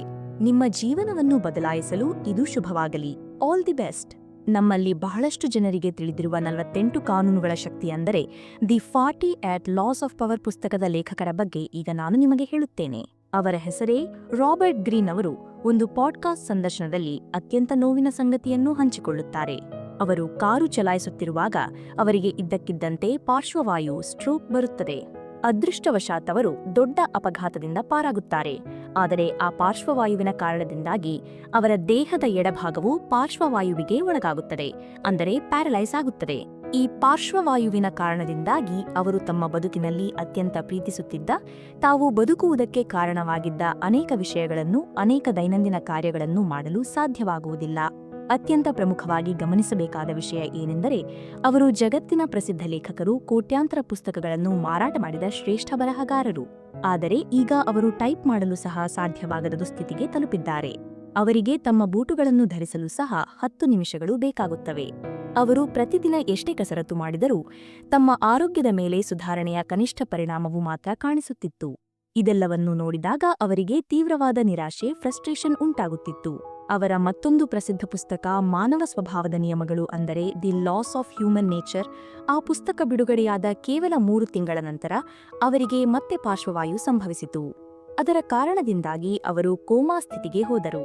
ಆ ಸ್ಥಿತಿಯಿಂದ ಹೊರಬಂದ ನಂತರ ಅವರು ಸಂಪೂರ್ಣವಾಗಿ ಹೊಸ ವ್ಯಕ್ತಿಯಾಗಿ, ನವೀನ ಚಿಂತಕರಾಗಿ ನಮ್ಮ ಮುಂದೆ ಬಂದಿದ್ದಾರೆ. ಅವರು ನಮಗೆಲ್ಲರಿಗೂ ಅತ್ಯಂತ ದೊಡ್ಡ ಸ್ಫೂರ್ತಿಯಾಗಿದ್ದಾರೆ. ಅವರ ದೇಹದ ಎಡಭಾಗವು ಪಾರ್ಶ್ವವಾಯುವಿಗೆ ಒಳಗಾಗಿದ್ದರೂ ಅವರು ಯೂಟ್ಯೂಬ್ನಲ್ಲಿ ಬಹಳ ಸಕ್ರಿಯರಾಗಿದ್ದಾರೆ. ಅವರು ಎಲ್ಲ ಪಾಡ್ಕಾಸ್ಟ್ಗಳಿಗೆ ಹೋಗುತ್ತಿದ್ದಾರೆ, ಎಲ್ಲೆಡೆ ಅತ್ಯಂತ ಕ್ರಿಯಾಶೀಲರಾಗಿದ್ದಾರೆ ಮತ್ತು ಈ ಸಮಯದಲ್ಲಿ ಅವರಿಗೆ ವಯಸ್ಸಾಗಿದೆ. ಅವರು ಇಳಿ ವಯಸ್ಸಿನಲ್ಲಿದ್ದಾರೆ. ಇದಕ್ಕಾಗಿಯೇ ನಾವು ಇದನ್ನು ತುರ್ತುಭಾವನೆ ಅಂದರೆ ಸೆನ್ಸ್ ಆಫ್ ಅರ್ಜೆನ್ಸಿ ಎಂದು ಕರೆಯುತ್ತೇವೆ. ಅವರು ಸಾವನ್ನು, ಮರಣವನ್ನು ಅತ್ಯಂತ ಹತ್ತಿರದಿಂದ ಕಂಡಿದ್ದಾರೆ. ಈ ಕಾರಣದಿಂದಾಗಿ ತಮ್ಮ ಎಲ್ಲ ಆಸೆಗಳನ್ನು, ತಮ್ಮ ಎಲ್ಲ ಭಾವೋದ್ರೇಕಗಳನ್ನು ಪೂರೈಸುವ ತೀವ್ರವಾದ ತುರ್ತುಭಾವನೆಯು ಅವರಲ್ಲಿ ಸೃಷ್ಟಿಯಾಗಿದೆ. ಅವರು ಹೇಳುವ ಪ್ರಕಾರ ಮರಣದ ಬಗ್ಗೆ ಯೋಚಿಸುವುದು, ಸಾವಿನ ಬಗ್ಗೆ ನಿರಂತರವಾಗಿ ಚಿಂತಿಸುವುದು ಒಂದು ಅಭ್ಯಾಸದಂತೆ ಸಹ ನಾವು ಮಾಡಿಕೊಳ್ಳಬಹುದು. ಈ ಅಭ್ಯಾಸದ ಕಾರಣದಿಂದಾಗಿಯೇ ನಿಮ್ಮಲ್ಲಿ ಆಳವಾದ ತುರ್ತುಭಾವನೆಯು ನಿರ್ಮಾಣವಾಗುತ್ತದೆ. ಈ ತುರ್ತುಭಾವನೆಯೇ ನಿಮ್ಮನ್ನು ಒಬ್ಬ ನಿಜವಾದ ವ್ಯಕ್ತಿಯನ್ನಾಗಿ, ಯಶಸ್ವಿ ಮನುಷ್ಯನನ್ನಾಗಿ ರೂಪಿಸುತ್ತದೆ. ಯಾವಾಗ ನಿಮ್ಮ ಜೀವನದಲ್ಲಿ ಈ ತುರ್ತುಭಾವನೆ ಮೂಡುತ್ತದೆಯೋ ಆಗ ನಿಮ್ಮ ಗಮನ, ನಿಮ್ಮ ಫೋಕಸ್ ಅತ್ಯಂತ ತೀವ್ರಗೊಳ್ಳುತ್ತದೆ. ಅದು ಇಂಟೆನ್ಸ್ ಆಗಿ ಬದಲಾಗುತ್ತದೆ. ಆನಂತರ ಆ ವ್ಯಕ್ತಿಯು ತನಗೆ ಯಾವ ವಿಷಯವು ಅತ್ಯಂತ ಮುಖ್ಯವೋ, ಯಾವ ವಿಷಯದಿಂದ ಹೆಚ್ಚಿನ ಪ್ರಯೋಜನವಾಗುತ್ತದೆಯೋ ಆ ಕಾರ್ಯವನ್ನು ಮಾತ್ರ ಮಾಡಲು ಶುರು ಮಾಡುತ್ತಾನೆ. ಅವನು ಅನಗತ್ಯ ವಿಷಯಗಳಿಂದ ದೂರ ಉಳಿಯುತ್ತಾನೆ. ಈ ವಿಷಯದ ಕುರಿತು ಪ್ರಸಿದ್ಧ ಚಿಂತಕ ಓಶೋ ಸಹ ಬಹಳ ಅರ್ಥಗರ್ಭಿತವಾಗಿ ಮಾತನಾಡಿದ್ದಾರೆ. ಅವರು ಹೇಳುತ್ತಾರೆ, ಒಂದು ವೇಳೆ ಮರಣ, ಸಾವು ಎಂಬುದೇ ಇಲ್ಲದಿದ್ದರೆ ಜೀವನವು ಎಂದಿಗೂ ಇಷ್ಟು ಸುಂದರವಾಗಿ ಇರುತ್ತಿರಲಿಲ್ಲ. ಜನರು ಸಾಮಾನ್ಯವಾಗಿ ಸಾವಿಗೆ ಹೆದರುತ್ತಾರೆ, ಆದರೆ ತಮ್ಮ ಅಮೂಲ್ಯವಾದ ಸಮಯವನ್ನು ವ್ಯರ್ಥ ಮಾಡಲು ಮಾತ್ರ ಅವರು ಹೆದರುವುದಿಲ್ಲ. ಆದರೆ ನಿಮ್ಮ ನಿಜವಾದ ಭಯವು ಯಾವುದರ ಬಗ್ಗೆ ಇರಬೇಕು ಎಂದು ನಾನು ಹೇಳುತ್ತೇನೆ. ನಿಮಗೆ ನಿಜವಾಗಿಯೂ ಹೆದರಿಕೆ ಆಗಬೇಕಾದದ್ದು ನಿಮ್ಮ ಸಮಯವನ್ನು ಸಂಪೂರ್ಣವಾಗಿ ಹಾಳು ಮಾಡುವುದರ ಬಗ್ಗೆ. ಈ ಜಗತ್ತಿನಿಂದ ನೀವು ಯಾವುದೇ ಮಹತ್ವದ ಕೆಲಸವನ್ನು ಮಾಡದೆ, ಯಾವುದೇ ಸಾಧನೆಯನ್ನು ಮಾಡದೆ ಬರಿಗೈಯಲ್ಲಿ ಹೋಗುವುದರ ಬಗ್ಗೆ ನೀವು ಭಯಪಡಬೇಕು, ನೀವು ಆತಂಕ ಪಡಬೇಕು. ರಾಬರ್ಟ್ ಗ್ರೀನ್ ಅವರು ನಮ್ಮೆಲ್ಲರಿಗೂ, ವಿಶೇಷವಾಗಿ ಈಗ ನಾವು ಬದುಕುತ್ತಿರುವ ಈ ಯೌವನದ ವಯಸ್ಸಿನವರಿಗೆ, ನನ್ನ ವಯಸ್ಸಿನವರಿಗೆ ಒಂದು ಮಹತ್ವದ ಸಂದೇಶವನ್ನು ನೀಡುತ್ತಾರೆ. ಯಾರು ತಮ್ಮ ದೇಹವನ್ನು, ತಮ್ಮ ಸಾಮರ್ಥ್ಯವನ್ನು, ತಮ್ಮ ಅಮೂಲ್ಯವಾದ ಸಮಯವನ್ನು, ತಮ್ಮ ಶಕ್ತಿಯನ್ನು ಹೊಂದಿದ್ದಾರೋ ಅವರು ಇದೆಲ್ಲವನ್ನು ಎಷ್ಟು ಲಘುವಾಗಿ ತೆಗೆದುಕೊಳ್ಳುತ್ತಾರೆ, ಎಷ್ಟು ಕಡೆಗಣಿಸುತ್ತಾರೆ. ಅವರು ಯಾವುದೇ ತುರ್ತು ಭಾವನೆಯನ್ನು ಅನುಭವಿಸುವುದಿಲ್ಲ. ಅವರು ಇದನ್ನು ಲಘುವಾಗಿ ತೆಗೆದುಕೊಳ್ಳುವುದರಿಂದ ಒಂದು ದಿನ ಈ ಅಮೂಲ್ಯವಾದ ಸಂಪತ್ತು ಯಾವಾಗ ಬೇಕಾದರೂ ನಿಮ್ಮಿಂದ ಕಸಿದುಕೊಳ್ಳಲ್ಪಡಬಹುದು ಎಂಬುದನ್ನು ಅವರು ಮರೆತುಬಿಡುತ್ತಾರೆ. ಜನರಿಗೆ ತಮ್ಮ ಜೀವನದಲ್ಲಿ ಒಂದು ತುರ್ತು ಭಾವನೆಯೂ ಮೂಡುವುದಿಲ್ಲ, ಏಕೆಂದರೆ ಅವರು ಈ ಜಗತ್ತಿನಲ್ಲಿ ಶಾಶ್ವತವಾಗಿ ಬದುಕುವವರು, ಅಮರರು ಎಂದು ಭ್ರಮಿಸಿರುತ್ತಾರೆ. ಈ ತುರ್ತು ಭಾವನೆಯನ್ನು, ಸಾವಿನ ಕಠಿಣ ಸತ್ಯವನ್ನು ನಿರಂತರವಾಗಿ ನೆನಪಿನಲ್ಲಿಡಲು ರಾಬರ್ಟ್ ಗ್ರೀನ್ ಅವರು ತಮಗೆ ಅಪಘಾತವಾದಾಗ ಧರಿಸಿದ್ದ ಶರ್ಟ್ ಅನ್ನು, ಅದೇ ಶರ್ಟ್ ಅನ್ನು ಧರಿಸಿಕೊಂಡು ವಿಡಿಯೋಗಳನ್ನು ಮಾಡುತ್ತಾರೆ. ಆ ಘಟನೆಯನ್ನು ಮತ್ತು ಸಾವು ಬರಲಿದೆ ಎಂಬುದನ್ನು ಅವರು ಮರೆಯದಿರಲು ಇದೊಂದು ದೃಢ ಸಂಕಲ್ಪದ ಮಾರ್ಗವಾಗಿದೆ. ಆಪಲ್ ಸಂಸ್ಥೆಯ ಸ್ಥಾಪಕರಾದ ಸ್ಟೀವ್ ಜಾಬ್ಸ್ ಅವರ ಮಾತೂ ಸಹ ಬಹಳ ಪ್ರಸಿದ್ಧವಾಗಿದೆ ಮತ್ತು ನೀವು ಈಗಾಗಲೇ ಅನೇಕ ವಿಡಿಯೋಗಳಲ್ಲಿ ಅದರ ಬಗ್ಗೆ ಕೇಳಿದ್ದೀರಿ ಎಂದು ನನಗೆ ಗೊತ್ತು. ಅವರು ತಮ್ಮ ಇಡೀ ಜೀವನದುದ್ದಕ್ಕೂ ಪ್ರತಿದಿನ ಬೆಳಿಗ್ಗೆ ಕನ್ನಡಿಯ ಮುಂದೆ ನಿಂತು ತಮ್ಮನ್ನೇ ಈ ಪ್ರಶ್ನೆಯನ್ನು ಕೇಳಿಕೊಳ್ಳುತ್ತಿದ್ದರು. ಆ ಪ್ರಶ್ನೆ ಏನೆಂದರೆ, ಒಂದು ವೇಳೆ ಇಂದು ನನ್ನ ಜೀವನದ ಕೊನೆಯ ದಿನವಾಗಿದ್ದರೆ ನಾನು ಈಗ ಮಾಡಲು ಹೊರಟಿರುವ ಕೆಲಸವನ್ನೇ ಆಗಲು ಮಾಡುತ್ತಿದ್ದೇನೆ ಎಂದು. ಒಂದು ವೇಳೆ ಅವರ ಉತ್ತರವು ಹೌದು ಎಂದಾಗಿದ್ದರೆ, ಅಂದರೆ ಎಸ್ ಆಗಿದ್ದರೆ, ಅದರ ಅರ್ಥ ಎಲ್ಲವೂ ಸರಿಯಾದ ದಾರಿಯಲ್ಲಿ ಸಾಗುತ್ತಿದೆ ಎಂದಾಗಿತ್ತು. ಆ ಕೆಲಸವೇ ಅತ್ಯಂತ ಮುಖ್ಯವಾದುದು ಎಂದು ಅವರಿಗೆ ಅನಿಸುತ್ತಿತ್ತು. ಅನೇಕ ವಿಷಯಗಳನ್ನು ಸೃಷ್ಟಿಸುವವರು, ಲೇಖಕರು ಮತ್ತು ವ್ಯಾಪಾರಸ್ಥರು ತಮ್ಮ ಜೇಬಿನಲ್ಲಿ ಒಂದು ನಾಣ್ಯವನ್ನು, ಚಿಕ್ಕ ಕಾಯಿನ್ ಅನ್ನು ಇಟ್ಟುಕೊಳ್ಳುತ್ತಾರೆ. ಅವರು ಸಾವನ್ನು ನೆನಪಿಸಿಕೊಳ್ಳಲು, ಮರಣದ ಸತ್ಯವನ್ನು ಮರೆಯದಿರಲು ಈ ಅಭ್ಯಾಸವನ್ನು ಅನುಸರಿಸುತ್ತಾರೆ. ಆ ನಾಣ್ಯಕ್ಕೆ ಅವರು ಮೆಮೆಂಟೋ ಮೋರಿ ಎಂದು ಹೆಸರಿಸಿದ್ದಾರೆ. ಈ ನಾಣ್ಯವು ಕೇವಲ ಸಾವಿನ ಒಂದು ಜ್ಞಾಪಕ, ಒಂದು ನಿರಂತರ ಜ್ಞಾಪಕ ಮಾತ್ರವೇ ಆಗಿದೆ. ಈ ಜನರು ಹೀಗೆ ಮಾಡುವುದಕ್ಕೆ ಮುಖ್ಯ ಕಾರಣ ಏನೆಂದರೆ, ಅವರು ತಮ್ಮ ವ್ಯವಹಾರವನ್ನು ನಡೆಸುತ್ತಿರುವಾಗ ಜೀವನವು ಅತ್ಯಂತ ಚಿಕ್ಕದಾಗಿದೆ ಎಂದು ಅವರಿಗೆ ನೆನಪಿನಲ್ಲಿ ಇರಬೇಕು. ಸಮಯವನ್ನು ವ್ಯರ್ಥ ಮಾಡಬಾರದು, ಅತಿಯಾಗಿ ಚಿಂತಿಸುವುದರಲ್ಲಿ, ಅಂದರೆ ಓವರ್ ಥಿಂಕಿಂಗ್ನಲ್ಲಿ ಸಿಲುಕಿಕೊಳ್ಳಬಾರದು. ಯಾವುದನ್ನು ಮಾಡಬೇಕು ಅದನ್ನು ಅತ್ಯಂತ ಶೀಘ್ರವಾಗಿ ಮಾಡಬೇಕು ಎಂಬ ತುರ್ತು ಭಾವನೆ ಅವರಲ್ಲಿ ಸದಾ ಇರಬೇಕು. ಈಗ ನೀವು ನಿಮ್ಮನ್ನೇ ಒಂದು ಪ್ರಶ್ನೆಯನ್ನು ಕೇಳಿಕೊಳ್ಳಿ, ಆತ್ಮಾವಲೋಕನ ಮಾಡಿಕೊಳ್ಳಿ. ಒಂದು ವೇಳೆ 2025ನೇ ವರ್ಷವೇ ನಿಮ್ಮ ಜೀವನದ ಕೊನೆಯ ವರ್ಷವಾಗಿದ್ದರೆ, ಆಗಲೂ ನೀವು ಈಗ ಕೆಲಸ ಮಾಡುತ್ತಿರುವ ಕನಸಿನ ಮೇಲೆಯೇ ಅದೇ ಸಮರ್ಪಣಾ ಭಾವದಿಂದ, ಅದೇ ತೀವ್ರತೆಯಿಂದ ಕೆಲಸ ಮಾಡುತ್ತಿರುತ್ತಿದ್ದೀರಾ? ಈ ವಿಡಿಯೋವನ್ನು ನೀವು ವೀಕ್ಷಿಸುತ್ತಿರುವ ಕ್ಷಣದಲ್ಲಿ ನಿಮ್ಮ ತಲೆಗೆ ಒಂದು ಬಂದೂಕನ್ನು ಇಟ್ಟು ನಿಮ್ಮಿಂದ ಕಡ್ಡಾಯವಾಗಿ ಅತ್ಯಂತ ಕಷ್ಟಕರವಾದ ಶ್ರಮವನ್ನು, ರಗಡ್ ಪರಿಶ್ರಮವನ್ನು ಮಾಡಿಸಲಾಗುತ್ತಿದೆ ಎಂದು ನೀವು ಭಾವಿಸಿ. ಈ ಮಟ್ಟದ ತುರ್ತು ಭಾವನೆಯು ನಿಮ್ಮಲ್ಲಿ ಮೂಡಬೇಕು, ಆಗ ಮಾತ್ರ ಯಶಸ್ಸು ಸಾಧ್ಯ. ಆದರೆ ನಾವು ಎಲ್ಲಿ ಸಿಲುಕಿಕೊಂಡಿದ್ದೇವೆ? ನಾವು ಕೇವಲ ಆಲಸ್ಯದಲ್ಲಿ, ಲೇಜಿನೆಸ್ನಲ್ಲಿ ಸಿಲುಕಿಕೊಂಡಿದ್ದೇವೆ. ನಾವು ಆಲಸ್ಯವನ್ನು ಒಂದು ಅನಿವಾರ್ಯ ಪರಿಸ್ಥಿತಿ ಎಂದು ಒಪ್ಪಿಕೊಂಡು ಬಿಟ್ಟಿದ್ದೇವೆ. ಇಂದು ನಾವು ಈ ಆಲಸ್ಯದ ಸಂಪೂರ್ಣ ಆಟವನ್ನು ಮುಗಿಸಿಬಿಡೋಣ. ಈ ಆಲಸ್ಯವನ್ನು, ಈ ಮುಂದೂಡುವಿಕೆಯನ್ನು ಶಾಶ್ವತವಾಗಿ ನಿಮ್ಮ ಜೀವನದಿಂದ ಓಡಿಸಿಬಿಡೋಣ. ಆಲಸ್ಯದ ನಿಜವಾದ ಅರ್ಥ, the true meaning of laziness. ಆಲಸ್ಯ ಎಂದರೇನು? ಈ ಪ್ರಶ್ನೆಗೆ ನೀವು ನಿಜವಾದ ಉತ್ತರವನ್ನು ಅರ್ಥ ಮಾಡಿಕೊಂಡರೆ ನಿಮ್ಮ ಜೀವನದಲ್ಲಿ ನಿಮಗೆ ಎಂದಿಗೂ ಆಲಸ್ಯ ಬರುವುದಿಲ್ಲ. ಆಲಸ್ಯವು ಕೇವಲ ಒಂದು ಅಭ್ಯಾಸ ಆಗಿದೆ. ಇದು ಯಾವ ರೀತಿಯ ಅಭ್ಯಾಸ? ಇದು ಪ್ರತಿಫಲದ ಬಗ್ಗೆ, ಅಂದರೆ ರಿವಾರ್ಡ್ ಬಗ್ಗೆ ಯೋಚಿಸುವುದನ್ನು ಸಂಪೂರ್ಣವಾಗಿ ಮರೆತುಬಿಟ್ಟು ಕೇವಲ ಶ್ರಮದ ಮೇಲೆ, ಎಫರ್ಟ್ ಮೇಲೆ ಮಾತ್ರ ಗಮನ ಹರಿಸುವ ಒಂದು ಅಭ್ಯಾಸವಾಗಿದೆ. ನಾನು ಈ ಮಾತನ್ನು ಮತ್ತೊಮ್ಮೆ ಸ್ಪಷ್ಟವಾಗಿ ಹೇಳುತ್ತೇನೆ, ನೀವು ನಿಮ್ಮ ಮನಸ್ಸಿನ ಆಳದಲ್ಲಿ ಇದನ್ನು ಅರ್ಥ ಮಾಡಿಕೊಳ್ಳಬೇಕು. ಆಲಸ್ಯ, ಲೇಜಿನೆಸ್, ಆಯಾಸ ಮತ್ತು ವಿಶ್ರಾಂತಿ ಬೇಕು ಎಂಬ ಮನಸ್ಥಿತಿ, ಈ ಎಲ್ಲವೂ ಕೇವಲ ಒಂದು ಅಭ್ಯಾಸವಾಗಿದೆ. ಯಾವ ಅಭ್ಯಾಸ ಎಂದರೆ, ನೀವು ಏನನ್ನು ಪಡೆಯಬಹುದು, ನೀವು ಯಾರಾಗಬಹುದು, ನಿಮ್ಮಿಂದ ಯಾವ ಯಶಸ್ಸನ್ನು ಸೃಷ್ಟಿ ಮಾಡಲು ಸಾಧ್ಯವಿದೆ ಎಂಬುದನ್ನು ಸಂಪೂರ್ಣವಾಗಿ ಮರೆತುಬಿಟ್ಟು ಕೇವಲ ಆ ಕೆಲಸವನ್ನು ಮಾಡಲು ಬೇಕಾದ ಶ್ರಮದ ಬಗ್ಗೆ, ಕಷ್ಟದ ಬಗ್ಗೆ ಮಾತ್ರ ಚಿಂತಿಸುವ ಅಭ್ಯಾಸವಿದು. ನನಗೆ ಗೊತ್ತು, ನೀವು ನನ್ನ ಈ ಮಾತನ್ನು ಸುಲಭವಾಗಿ ಒಪ್ಪಿಕೊಳ್ಳುವುದಿಲ್ಲ. ಆದ್ದರಿಂದ ನಾನು ಇದನ್ನು ನಿಮಗೆ ಒಂದು ಉದಾಹರಣೆಯ ಮೂಲಕ ಸಾಬೀತುಪಡಿಸುತ್ತೇನೆ. ಒಬ್ಬ ಮನುಷ್ಯನಿಗೆ ಈ ಜಗತ್ತಿನಲ್ಲಿ ಅತ್ಯಂತ ಹೆಚ್ಚು ನೋವಾಗುವುದು ಯಾವುದರಿಂದ ಎಂದು ಹೇಳಿ. ಮೊದಲ ನೋವು ಬೆಂಕಿಯಿಂದ ಸುಟ್ಟು ಹೋಗುವುದರಿಂದ ಆಗುವ ನೋವು. ಎರಡನೆಯ ಅತ್ಯಂತ ದೊಡ್ಡ ನೋವು ತಾಯಿಯು ಮಗುವಿಗೆ ಜನ್ಮ ನೀಡುವ ಮೊದಲು ಅನುಭವಿಸುವ 9 ತಿಂಗಳ ಗರ್ಭಾವಸ್ಥೆಯ ಕಷ್ಟ ಮತ್ತು ಹೆರಿಗೆಯ ತೀವ್ರವಾದ ನೋವು. ಆದರೆ ಒಂದು ಪ್ರಶ್ನೆಯಿದೆ, ಇದು ಬಹಳ ಆಳವಾದ ಪ್ರಶ್ನೆ. ಹೆರಿಗೆಯ ನೋವನ್ನು, ಆ ತೀವ್ರವಾದ ಪೆನ್ನನ್ನು ಒಂದು ಬಾರಿ ಸಹಿಸಿದ ನಂತರವೂ ಒಬ್ಬ ಮಹಿಳೆ ಎರಡನೇ ಮಗುವಿಗೆ ಏಕೆ ಜನ್ಮ ನೀಡಲು ಸಿದ್ಧಳಾಗುತ್ತಾಳೆ? ನಾನು ಸಹ ನನ್ನ ಹೆತ್ತವರ ಎರಡನೇ ಮಗು. ಅವರು ಏಕೆ ಎರಡನೇ ಮಗುವನ್ನು ಪಡೆಯುತ್ತಾರೆ? ಇದಕ್ಕೆ ಉತ್ತರ ಇಲ್ಲಿದೆ. ಅವರು ಶ್ರಮವನ್ನು, ಆ ತೀವ್ರವಾದ ಹೆರಿಗೆಯ ಶ್ರಮವನ್ನು ಮರೆತುಬಿಡುತ್ತಾರೆ. ಬೆಂಕಿಯ ನಂತರದ ಅತ್ಯಂತ ದೊಡ್ಡ ನೋವನ್ನು ಅವರು ಸಂಪೂರ್ಣವಾಗಿ ಮರೆತುಬಿಡುತ್ತಾರೆ. ಅವರ ಸಂಪೂರ್ಣ ಗಮನವು ಸಂತೋಷದ ಪ್ರತಿಫಲದ ಮೇಲೆ, ರಿವಾರ್ಡ್ ಮೇಲೆ ಇರುತ್ತದೆ. ಮಗು ಹುಟ್ಟಿದ ನಂತರ ಸಿಗುವ ಆ ಅಪಾರ ಸಂತೋಷವು 9 ತಿಂಗಳ ನೋವನ್ನು, ಗರ್ಭಾಶಯವನ್ನು ಕತ್ತರಿಸುವ, ಸೀಳುವ, ಶಸ್ತ್ರಚಿಕಿತ್ಸೆಯ ಶ್ರಮವನ್ನು ಸಹ ಸಂಪೂರ್ಣವಾಗಿ ಮರೆತು ಹೋಗುವಂತೆ ಮಾಡುತ್ತದೆ. ಈಗ ನನ್ನ ಪ್ರಶ್ನೆ ಇಲ್ಲಿದೆ. ಈ ಪ್ರಶ್ನೆಯು ನಿಮ್ಮ ಹೃದಯವನ್ನು ತಟ್ಟಬೇಕು. ನೀವು ನಿಮ್ಮ ವ್ಯವಹಾರವನ್ನು, ನಿಮ್ಮ ಕೆಲಸವನ್ನು, ನಿಮ್ಮ ಗುರಿಯನ್ನು ಒಂದು ಮಗುವಿನಂತೆ ಪ್ರೀತಿಯಿಂದ, ಕಾಳಜಿಯಿಂದ ಮತ್ತು ಕಷ್ಟಪಟ್ಟು ಹೆರಿಗೆ ಮಾಡುವ, ಅಂದರೆ ಸೃಷ್ಟಿ ಮಾಡುವ ಸಾಮರ್ಥ್ಯವನ್ನು ಹೊಂದಿದ್ದೀರಾ? ನಿಮ್ಮ ಜೀವನದ ಸುಖಗಳನ್ನು, ನಿಮ್ಮ ಎಲ್ಲ ಕೆಟ್ಟ ಅಭ್ಯಾಸಗಳನ್ನು ಒಂದು ತಾಯಿಯ ಹೊಟ್ಟೆಯಂತೆ ಸಂಪೂರ್ಣವಾಗಿ ಸೀಳಿ ಅವುಗಳನ್ನು ದೂರ ಇಡಲು ನಿಮಗೆ ಧೈರ್ಯವಿದೆಯೇ? ಆ ಸಾಮರ್ಥ್ಯ ನಿಮ್ಮಲ್ಲಿದೆಯೇ? ಶಿಸ್ತಿನ ನೋವನ್ನು, ಅಂದರೆ ಡಿಸಿಪ್ಲಿನ್ನ ನೋವನ್ನು ಇಂದೇ ಸಹಿಸಿಕೊಳ್ಳಿ, ಇಂದೇ ಅದನ್ನು ಅನುಭವಿಸಿ. ಹೌದು, ಇದು ಸ್ವಲ್ಪ ನೋವುಂಟು ಮಾಡಬಹುದು, ಸ್ವಲ್ಪ ಕಷ್ಟವಿರಬಹುದು, ನಿಮ್ಮ ದೇಹವು ಅದನ್ನು ವಿರೋಧಿಸಬಹುದು. ಆದರೆ ನೆನಪಿಡಿ, ನೀವು ನಾಳೆ ಅನುಭವಿಸಬೇಕಾದ ಪಶ್ಚಾತ್ತಾಪದ ನೋವನ್ನು, ಅಂದರೆ ರಿಗ್ರೆಟ್ನ ಪೇನನ್ನು ನೀವು ನಿಜವಾಗಿಯೂ ಸಹಿಸಲು ಸಾಧ್ಯವಾಗುವುದಿಲ್ಲ. ಅದು ನಿಮ್ಮನ್ನು ಒಳಗಿಂದಲೇ ಸುಟ್ಟುಬಿಡುತ್ತದೆ. ಒಂದು ವೇಳೆ ನೀವು ಹಣವನ್ನು ಸಂಪಾದಿಸದಿದ್ದರೆ, ನೀವು ದೊಡ್ಡವರಾಗದಿದ್ದರೆ, ನೀವು ಶಕ್ತಿಶಾಲಿಯಾಗಿ ಬೆಳೆಯದಿದ್ದರೆ, ಜೀವನವು ನಿಮ್ಮನ್ನು ಸಂಪೂರ್ಣವಾಗಿ ಸೀಳಿ ಹಾಕುತ್ತದೆ. ಬಡತನ, ಸಮಸ್ಯೆಗಳು, ಚಿಂತೆಗಳು ಇದೆಲ್ಲವೂ ನಿಮ್ಮ ಹೃದಯವನ್ನು ಛಿದ್ರಗೊಳಿಸುತ್ತವೆ. ನಿಮ್ಮನ್ನು ಆಳವಾದ ಖಿನ್ನತೆಗೆ, ಡಿಪ್ರೆಷನ್ಗೆ ತಳ್ಳುತ್ತವೆ. ಈ ಪ್ರಪಂಚವು ನಿಮ್ಮನ್ನು ಕ್ಷಮಿಸುವುದಿಲ್ಲ ಮತ್ತು ನೀವು ಆ ನೋವನ್ನು, ಆ ಮಾನಸಿಕ ಯಾತನೆಯನ್ನು ಸಹಿಸಿಕೊಳ್ಳಲು ಸಾಧ್ಯವಿಲ್ಲ. ಆದ್ದರಿಂದ ಈಗಲೇ ನೀವು 100 ರೂಪಾಯಿಗಳನ್ನು ತಕ್ಷಣದ ಶಿಸ್ತಿನ ದಂಡವಾಗಿ ಭರಿಸುವುದನ್ನು ಕಲಿತುಕೊಳ್ಳಿ. ಇಲ್ಲದಿದ್ದರೆ ನಿಮ್ಮ ಇಡೀ ಜೀವನದುದ್ದಕ್ಕೂ ನೀವು ಪಶ್ಚಾತ್ತಾಪದ ದಂಡವನ್ನು, ಪೆನಾಲ್ಟಿಯನ್ನು ತುಂಬುತ್ತಲೇ ಇರಬೇಕಾಗುತ್ತದೆ. ಈ ಆಲಸ್ಯದ ಬೆಲೆ ಜೀವನಪೂರ್ತಿ ಇರುತ್ತದೆ. ಮೆದುಳಿನ ನಾಟಕೀಯತೆ, ದ ಡ್ರಾಮ್ಯಾಟಿಕ್ಸ್ ಆಫ್ ದ ಬ್ರೈನ್. ನಾನು ಪ್ರತಿ ವರ್ಷವನ್ನು, ಅಂದರೆ ಈ 2025ನೇ ವರ್ಷವನ್ನು ಸಹ ನನ್ನ ಜೀವನದ ಕೊನೆಯ ವರ್ಷವೆಂದು ಭಾವಿಸಿಯೇ ಕೆಲಸ ಮಾಡುತ್ತೇನೆ. ಈ ಮನಸ್ಥಿತಿಯಿಂದ ನನಗೆ ಒಂದು ಸತ್ಯ ತಿಳಿದುಬಂದಿದೆ.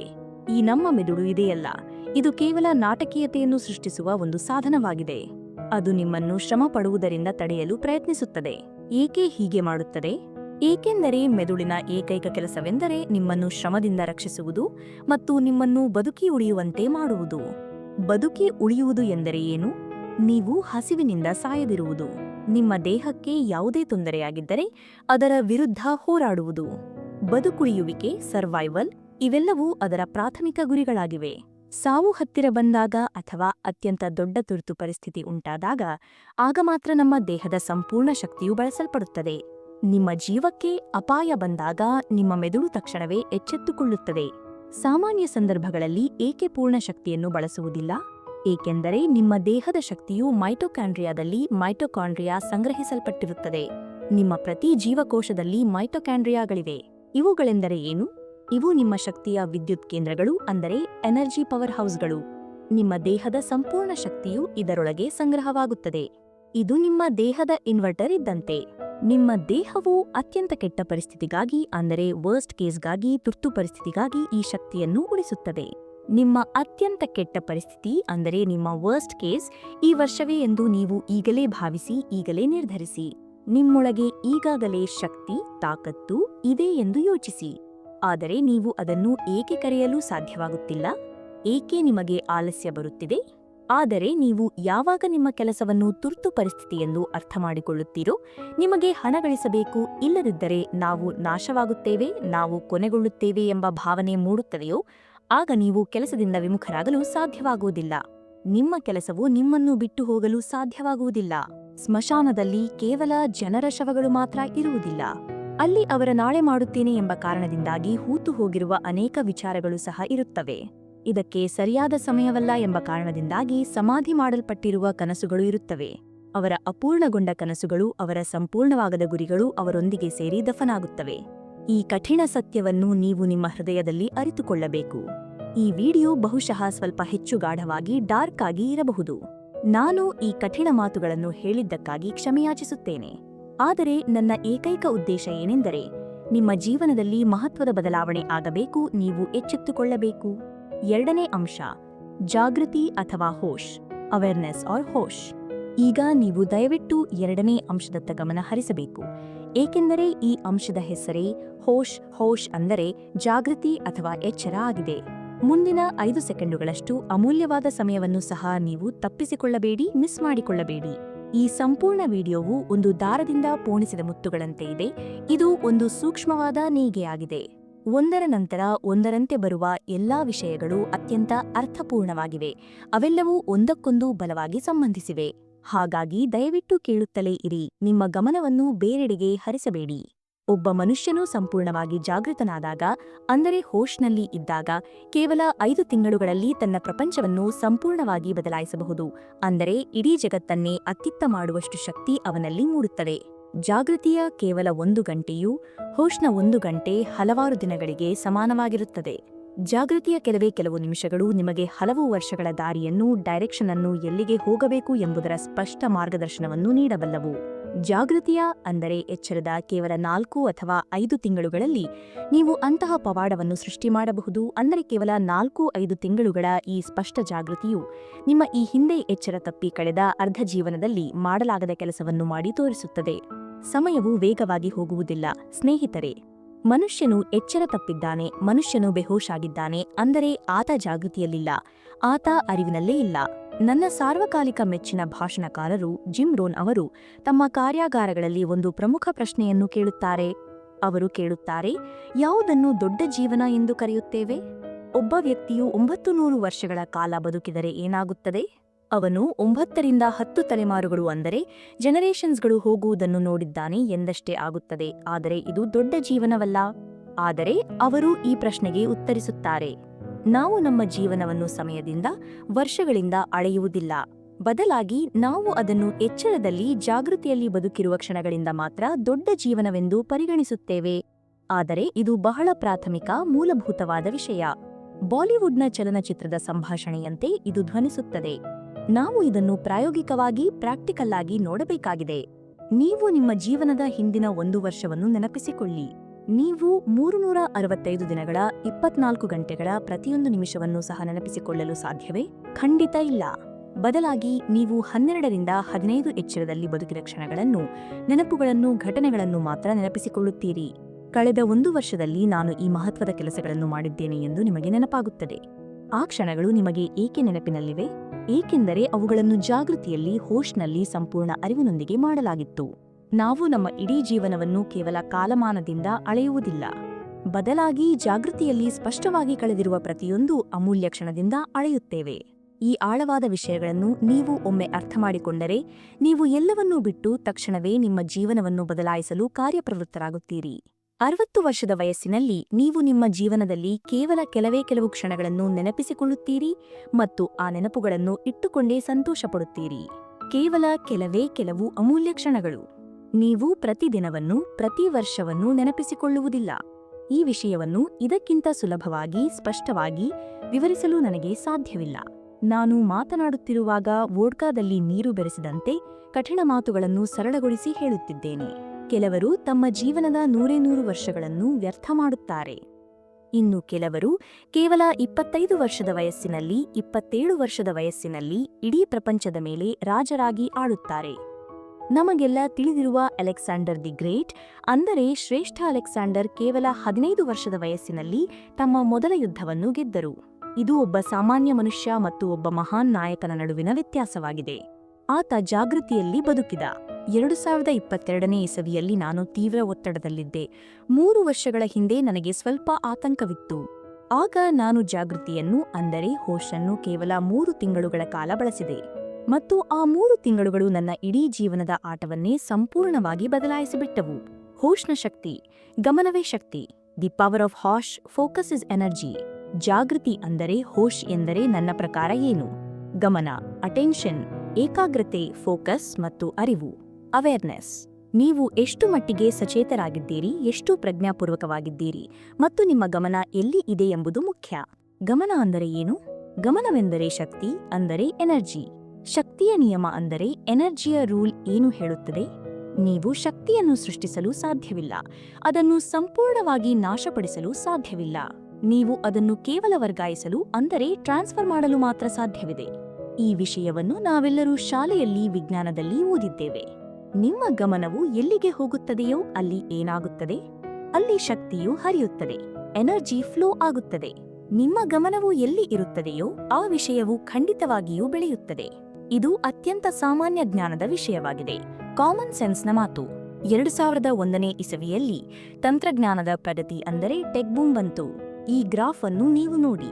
ತಂತ್ರಜ್ಞಾನವು ಮುಂದುವರಿಯಿತು, ಕಂಪ್ಯೂಟರ್ಗಳು ಬಂದವು.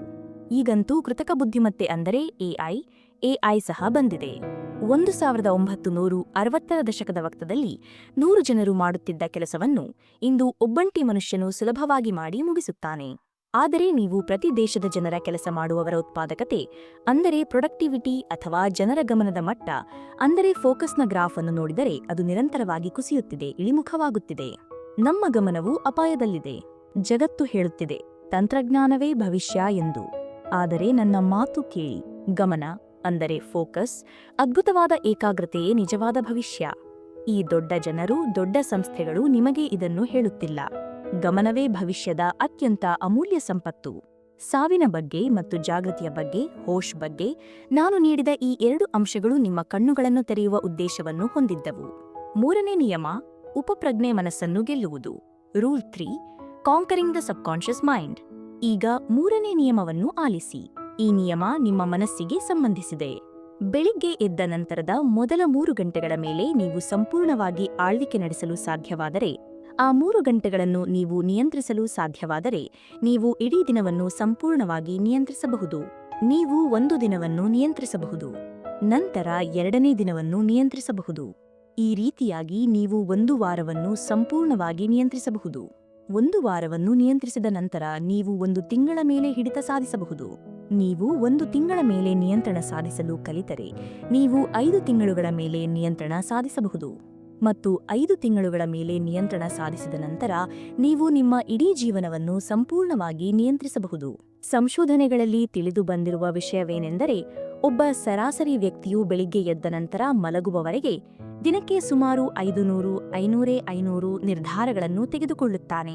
ಈ 500 ನಿರ್ಧಾರಗಳಲ್ಲಿ 95%ದಷ್ಟು, 95% ನಿರ್ಧಾರಗಳು ಪ್ರತಿದಿನವೂ ಒಂದೇ ಆಗಿರುತ್ತವೆ.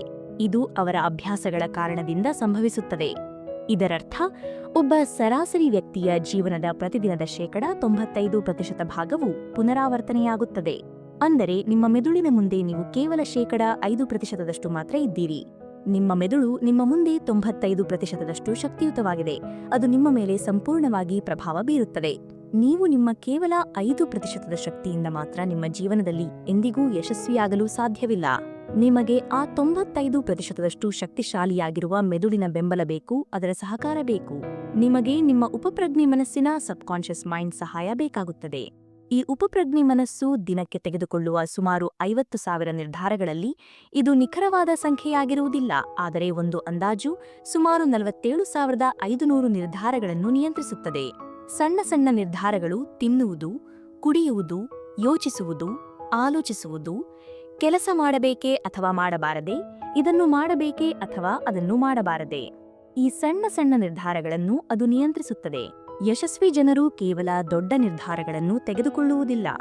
ಅವರ ಅಭ್ಯಾಸಗಳು ಯಶಸ್ವಿಯಾಗಿರುತ್ತವೆ. ಅವರು ಏನನ್ನೂ ಮಾಡದಿದ್ದರೂ ಅವರ 95%ದಷ್ಟು ಸ್ವಯಂಚಾಲಿತ ಮನಸ್ಸು, ಆಟೋಮ್ಯಾಟಿಕ್ ಮೈಂಡ್, ಆ ಎಲ್ಲ ಕೆಲಸಗಳನ್ನು ಮಾಡುತ್ತಿರುತ್ತದೆ. ಯಾರ ಜೀವನವೂ ನಿಯಂತ್ರಣದಲ್ಲಿಲ್ಲವೋ ಅದರ ಅರ್ಥ ಅವರ ಮೆದುಳು ನಿಯಂತ್ರಣದಲ್ಲಿಲ್ಲ, ಅವರ ಮನಸ್ಸು ಅವರ ನಿಯಂತ್ರಣದಲ್ಲಿಲ್ಲ. ಈ ಮೆದುಳು ಈಗ ಅಗ್ಗದ ಡೋಪಮೈನ್ನ ಗುಲಾಮನಾಗಿ ಕುಳಿತಿದೆ. ಅವರು ಅಗ್ಗದ ಸಂತೋಷಗಳಿಗೆ, ಚೀಪ್ ಡೋಪಮೈನ್ಗೆ ಬಲಿಯಾಗಿದ್ದಾರೆ. ಇದರಿಂದ ಏನಾಗಿದೆ ಎಂದರೆ, ಮೆದುಳಿನ ನ್ಯೂರೋ ಟ್ರಾನ್ಸ್ಮಿಟರ್ ರಿಸೆಪ್ಟರ್ಗಳು ಸುಟ್ಟು ಹೋಗಿವೆ, ಕಪ್ಪಾಗಿ ಹೋಗಿದೆ. ಅವರಿಗೆ ಹೆಚ್ಚು ಭಾರವಾದ ಡೋಪಮೈನ್ ಬಿಡುಗಡೆ ಮಾಡುವ ಕೆಲಸಗಳು ಮಾತ್ರ ಬೇಕು. ಕೆಲಸದ ವಿಷಯದಲ್ಲಿ ಅವರಿಗೆ ಯಾವುದೇ ಆಸಕ್ತಿ ಇಲ್ಲ, ಅವರಿಗೆ ಯಾವುದೇ ಖುಷಿ ಸಿಗುತ್ತಿಲ್ಲ. ಈ ರಿಸೆಪ್ಟರ್ಗಳು ಸುಟ್ಟು ಹೋಗಿರುವುದರಿಂದ ಜೀವನವು ಅವರಿಗೆ ಬೇಸರವಾಗಿದೆ ಎಂದು ಅನಿಸುತ್ತದೆ. ಆದ್ದರಿಂದ ನೀವು ಜೀವನದಲ್ಲಿ ಏನಾದರೂ ಮಹತ್ವದ, ದೊಡ್ಡದಾದ ಕೆಲಸ ಮಾಡಲು ಹೊರಟಾಗ ಈ 95%ದಷ್ಟು ಶಕ್ತಿಯುತವಾಗಿರುವ ಉಪಪ್ರಜ್ಞೆ ಮನಸ್ಸು ನಿಮ್ಮನ್ನು ತಡೆಹಿಡಿಯುತ್ತದೆ. ಇದು ಥ್ಯಾನೋಸ್ನಿಂದ ಮೊದಲ ಬಾರಿಗೆ ಸೋತು ಮೈದಾನದಿಂದ ಹೊರಬಂದ ಐರನ್ ಮ್ಯಾನ್ನಂತೆ. ನೀವು ಉತ್ಸಾಹದಿಂದ, ಅಹಂನಿಂದ ನಾನು ಇದನ್ನು ಮಾಡುತ್ತೇನೆ, ಅದನ್ನು ಮಾಡುತ್ತೇನೆ, ಈ ಪ್ರೇರಣಾ ವಿಡಿಯೋವನ್ನು ನೋಡಿದ್ದೇನೆ, ನನ್ನ ಜೀವನವನ್ನು ಬದಲಾಯಿಸುತ್ತೇನೆ ಎಂದು ಹೊರಡುತ್ತೀರಿ. ಆದರೆ ಏನೂ ಆಗಲಿಲ್ಲ. ಈ ವರ್ಷವು ಸಾಮಾನ್ಯವಾಗಿಯೇ ಕಳೆದು ಹೋಯಿತು.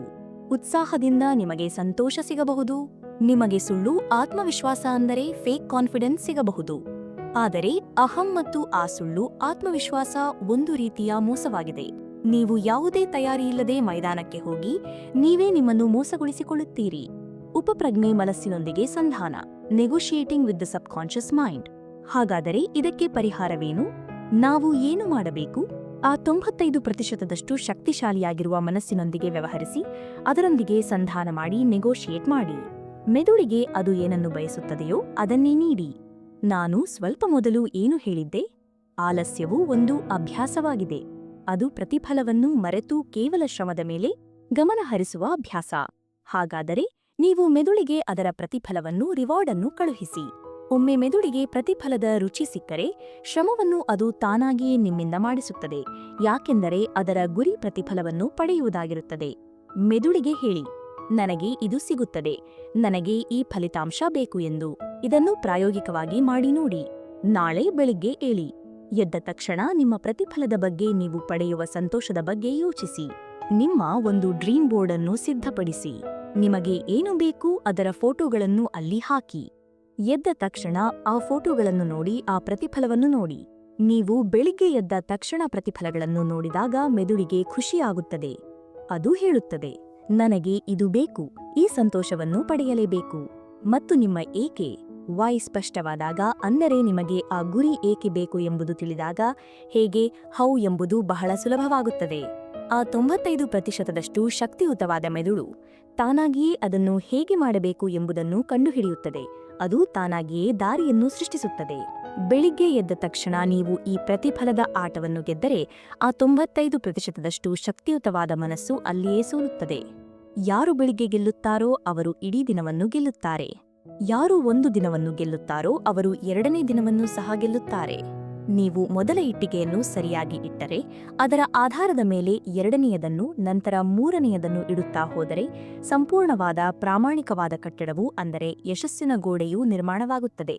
ಒಂದು ಸಮಯ ಬರುತ್ತದೆ, ಆಗ ನೀವು ಏನನ್ನೂ ಮಾಡುತ್ತಿರುವುದಿಲ್ಲ.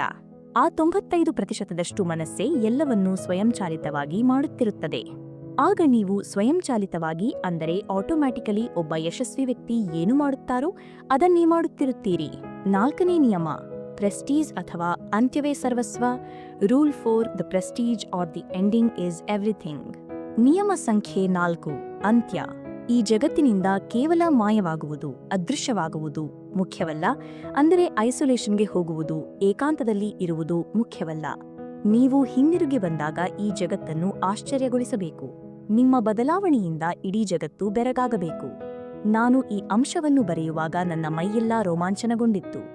ಈಗಲೂ ನಿಮಗೆ ಈ ಮಾತುಗಳನ್ನು ಹೇಳುವಾಗ ನನಗೆ ಆ ಅನುಭವವಾಗುತ್ತಿದೆ. ದಯವಿಟ್ಟು ಈ ಅಂಶವನ್ನು 2 ಬಾರಿ ಆಲಿಸಿ. ನಾನು ಈ ಮಾತನ್ನು ನನ್ನ ವಿಡಿಯೋದ ಎಂಗೇಜ್ಮೆಂಟ್ ಹೆಚ್ಚಿಸಲು ಹೇಳುತ್ತಿಲ್ಲ.